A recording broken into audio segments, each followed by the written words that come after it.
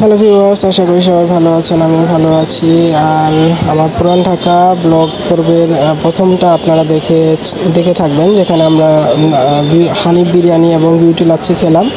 তো এখন রিক্সায় উঠে পড়েছি, এখন যাচ্ছি আহসান মঞ্জিলের দিকে। তো রিক্সাওয়ালা আসলে সে নাকি চিনে না আহসান মঞ্জিল, তো ভাড়া করেছি আমরা 40 টাকা। তো এই তো সারা রাস্তায় সে মানে চিল্লাইতে মানে পেছাল পাড়তে গেছে। আর এই তো এটা হচ্ছে রাস্তা, এটা বুড়িগঙ্গার দিকে রাস্তাটা উঠেছে, এই বড় রোডটা। তো এখানে এসে সে বারে বারে জিজ্ঞাসা করতেছে আহসান মঞ্জিল কোন দিকে। সবাই চেনে, সেই আমাদের রিক্সালাই শুধু চেনে না। তো পুরান ঢাকাটাকে আসলে রিক্সার মাধ্যমে খুবই এনজয় করলাম আমি। তো ইচ্ছা হলো যে একটু ভিডিওটা করি, পুরো রাস্তাটাই মূলত আমি জায়গায় ভিডিও করেছি। তো এখন আসলে এই যে তাঁতিবাজারের ভিতর দিয়ে আমাদের রিক্সাটা ঢুকতেছে। রাস্তা খুবই সরু পুরান ঢাকার রাস্তা। আর এর আগেও বলেছিলাম রাস্তাঘাট ময়লা পুরান ঢাকার, তার মধ্যে বৃষ্টি হয়েছে যেহেতু রাস্তায় পানি জমে আছে, কাদা জমে আছে। আমাদের নতুন ঢাকার মতো না, পুরান ঢাকাটা অনেকটাই ময়লা এবং খুবই জনবহুল একটা জায়গা। রাস্তাগুলো দেখতেই পাচ্ছেন কতটা সরু রাস্তা। তো আহসান মঞ্জিলের দিকে যাচ্ছি। তো রিক্সাওয়ালা চিনে না, আবার রিক্সা ঘোরাচ্ছিল এই সময়। আর আবার এই তো রাস্তা দিয়ে চলা শুরু করলাম। তো রাস্তার পাশে এরকম দোকানপাট আর সরু গলি, এটা শুধুমাত্র আপনারা পুরান ঢাকাতেই দেখতে পারবেন। আর খুবই এনজয় করেছি এই পুরান ঢাকাটা মূলত। আর এই জন্য আমি ভিডিওটা করলাম, যে ভিডিওটা করি আপনাদের সাথে একটু শেয়ার করি জিনিসটা, পুরান ঢাকার যে এরিয়াটা সেটা কেমন। প্রথম থেকে আসলে রিক্সাওয়ালা অনেকগুলো কথা বলতেছিল, মূলত রাস্তা আসলে যেহেতু সে চেনে না, আমরা গুগল ম্যাপ দেখে তাকে চেনানোর চেষ্টা করতেছিলাম। তো আমি জানি না সে আসলেই আদৌ চিনত কিনা রাস্তাটা। পুরান ঢাকার সবাই যেহেতু চিনে আহসান মঞ্জিল, তো সে চেনে না, কিন্তু বারে বারে খালি পেঁচাল পাড়তেছিল সারা রাস্তার মধ্যে, যে একবার এদিকে যাবে একবার ওদিকে যাবে, মানে উল্টাপাল্টা করতেছিল। তো এর মধ্যে দিয়ে আমরা এই যে রাস্তার মধ্যে দিয়ে চলতেছি, খুবই সরু রাস্তা, তাঁতিবাজারের রাস্তা। দেখতে পাচ্ছেন একদম কি ঘিঞ্জিভাবে এখানকার মানুষজন থাকে, পুরান ঢাকার মানুষজন।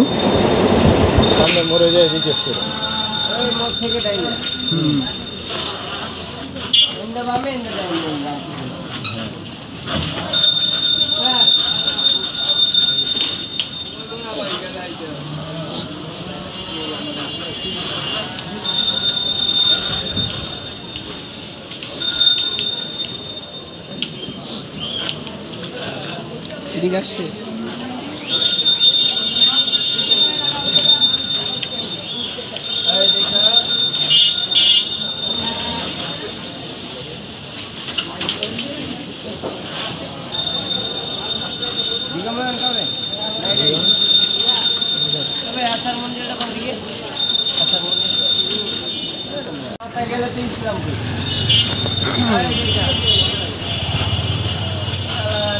আহসান মঞ্জিল ইসলামপুরের মধ্যে অবস্থিত। হ্যাঁ, ইসলামপুরের মধ্যে মনে হয় অবস্থিত জায়গাটা।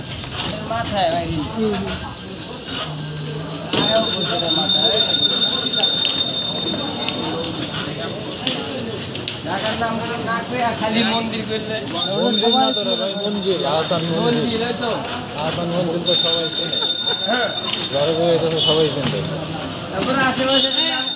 আশেপাশে জায়গার নাম তো নাই গো, সদরঘাটের একটু আগে।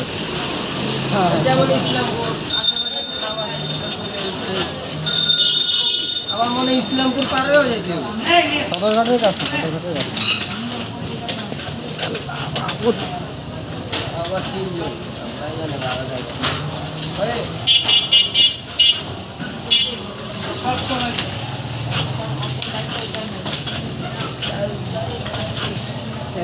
হাউস। তো পুরান ঢাকার অলিতে গলিতে অনেক অ্যাবান্ডন হাউস আছে এখানে। আপনারা যারা পুরান ঢাকায় থাকেন বা কখনো ভ্রমণ করেছেন, তারা যদি একটু লক্ষ্য করে দেখেন, অবশ্যই অনেকগুলো অনেক পুরান বাসা বাড়ি দেখতে পারবেন এই এলাকায়।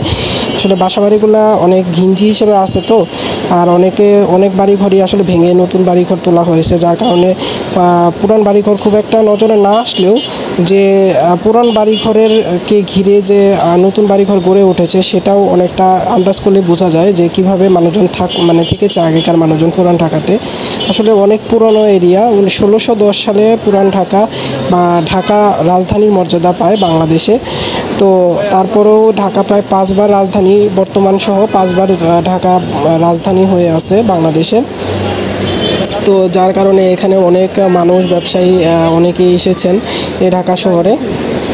আর এই যে রিক্সাওয়ালা খালি উল্টাপাল্টা করতেছে। এবার আমরা খুবই কাছাকাছি চলে এসেছি আহসান মঞ্জিলের। এটা হচ্ছে এখানে একটা মার্কেটের মতো। আমার মনে হয় আমি যতবারে এসেছি এরকমই দেখেছি, খালি খালি দেখেছি। হয়তো বন্ধের সময় এসেছি, যার কারণে আসলে মানুষের সমাগম খুব একটা এই এলাকায় দেখিনি। তবে একটা মার্কেটের মতো মনে হচ্ছে আমার কাছে। এর আগেও এসেছিলাম, জানি না এই জায়গার নামটা কী। তো এই তো রাস্তাঘাট খুব একটা সুবিধার না আসলে। পুরান ঢাকা রাস্তাঘাট ভাঙা চোরা প্লাস ময়লা। তবে যারা পুরান ঢাকার আছেন, আমার কোনো কথা বা ভিডিওতে আসলে মাইন্ড করবেন না প্লিজ। আসলে আমার কাছে যেমনটা লেগেছে আমি সেমনটাই বলছি, কাউকে তুচ্ছ তাচ্ছিল্য করার জন্য বা কিছু বলতেছি না। কারণ বাংলাদেশের রাজধানীতে রাস্তাঘাট ভালো হবে এটাই আশা করি। তবে আমি বলবো না যে এটা খুবই বেশি খারাপ। এখানে বুলবুল ললিত কলা একাডেমি আছে, এখানে এটা হচ্ছে আর্ট একটা ইনস্টিটিউট। আমরা এই তো আহসান মঞ্জিলের ঠিক সামনে চলে আসছি এখন। এই তো আহসান মঞ্জিল, এটা এই তো আমাদের রিক্সা থামছে এখন। রিক্সাওয়ালার ভাড়া করা হয়েছিল 40 টাকা।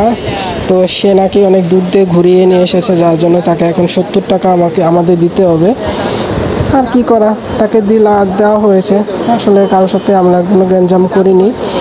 আর সে নাকি চিনে নিত আহসান মঞ্জিল। আহসান মঞ্জিলের সামনে দাঁড়িয়ে আছি। আর আহসান মঞ্জিলের এখানে টাইম দেওয়া আছে 3টা। আর জাদুঘর এখানে একটু দেখতে পাচ্ছেন, ভিডিওটা পজ করে দেখতে পারবেন। 3টা থেকে 7টা পর্যন্ত খোলা থাকে। আর যেহেতু দেশের নিরাপত্তার স্বার্থে এখন আনসার সদস্যরাও স্ট্রাইকে আছেন, যার কারণে এখন বন্ধ আছে আহসান মঞ্জিল। যেহেতু কয়েকদিন আগে দেশের সরকারের পট পরিবর্তন হয়েছে, যার কারণে আসলে নিরাপত্তার স্বার্থে তারা এখন আপাতত সব কিছুই বন্ধ রেখেছে।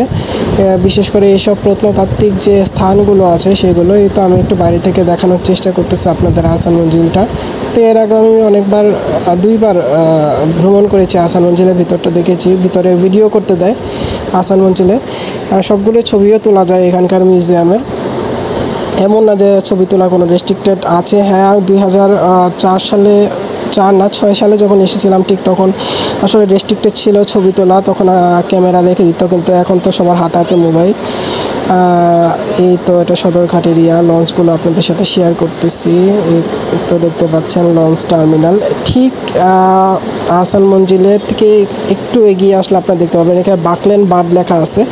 বাকলেন বাঁধটা হচ্ছে ঢাকা শহর যে বুড়িগঙ্গা নদীর তীরে যে বাঁধটা দেওয়া হয় ব্রিটিশ পিরিয়ডে, সেটাই হচ্ছে বাকলেন বাঁধ।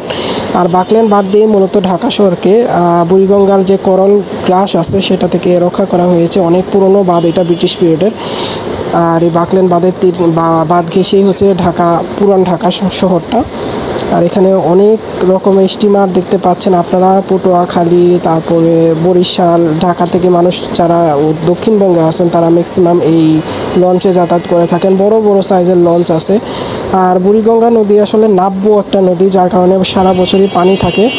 এই তো আমরা আহসান মঞ্জিলের বেড়িবাঁধ ঘেঁষে যে রাস্তাটা সেটা আমরা ধরে হেঁটে যাচ্ছি। আর এই তো আহসান মঞ্জিলটা একটু শেয়ার করতেছি। এই জায়গায় এখানে অনেকগুলো ফলের দোকান আছে। আর এই তো ময়লা, রাস্তাটা অনেকটাই ময়লা। এই তো আহসান মঞ্জিল আপনাদের সাথে একটু শেয়ার করলাম আপনাদের সাথে বাইরে থেকে, যে তোমরা ভিতরে প্রবেশ করতে পারতেছি না এখন এই মুহূর্তে। এখানে ফলের দোকান আছে, অনেকগুলো ফলের দোকান। আর কাদা হয়ে আছে রাস্তাটা, হাঁটতেও অনেকটা কষ্ট হচ্ছে আমাদের জন্য। এই তো জায়গাটা দেখছেন আপনারা। এই তো আহসান মঞ্জিলের এই জায়গাটা খুবই সুন্দর লাগে। যখন এটা খোলা ছিল এখানে দাঁড়িয়ে আপনারা মানে অনেক ছবি তুলতে পারবেন, কোনো রেস্ট্রিক্টেড নাই এই জায়গাটা ছবি তোলার ক্ষেত্রে। খুবই সুন্দর একটা জায়গা। আহসান মঞ্জিলের ভিতরটা খুবই সুন্দর করে ডেকোরেশন করা হয়েছে, ফুলের গাছ আছে ভিতরে, খুবই সুন্দরভাবে রং করে ডেকোরেশন করা হয়েছে। আর এই তো বুড়িগঙ্গা নদী। এতক্ষণ আসলে লঞ্চই দেখাচ্ছিলাম আপনাদের, নদী দেখাতে পারিনি। আর এখন আমরা জগন্নাথ বিশ্ববিদ্যালয়ের ঠিক সামনে চলে এসেছি। এখানে অনেকগুলো ঘোড়া গাড়ি ছিল, যার জন্য আমি একটু ভিডিও করেছি আপনাদের। এই যে ঘোড়া গাড়ি শেয়ার করতেছি, পুরান ঢাকার ঘোড়া গাড়ি, টমটম বলে নাকি। এইখানে। আর এই তো আমরা এখন বাসে যাব, ঠিক জগন্নাথ বিশ্ববিদ্যালয়ের সামনে। এখানে দেখলাম যে বাস, ছোট ছোট সাইজের বাস আছে। এই তো ভিক্টর ক্লাসিক পরিবহন। তো বাসে এখন আমরা ঠিক নদ্দা চলে আসব। পুরান ঢাকা অভিজ্ঞতাটা মোটামুটি ভালোই ছিল আমার জন্য, তো আপনাদের সাথে শেয়ার করলাম। ভালো লাগলে অবশ্যই লাইক, কমেন্ট ও শেয়ার করবেন ভিডিওটা। ধন্যবাদ।